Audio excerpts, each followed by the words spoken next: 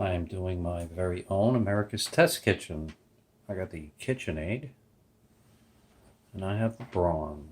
For the longest time, America's Test Kitchen said this was the best of the best.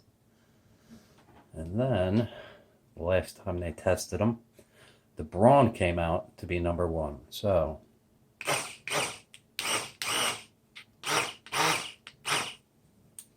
let's check out the KITCHENAID.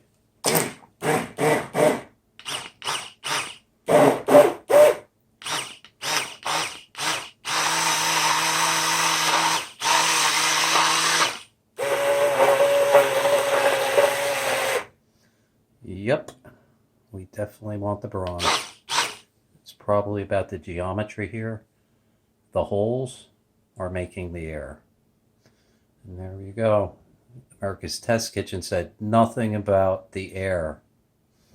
We like it without the air. We like the geometry of the head on here. It doesn't make the air. Over here, it makes the air. This is in 4K, so you should be able to see that. And welcome to my channel.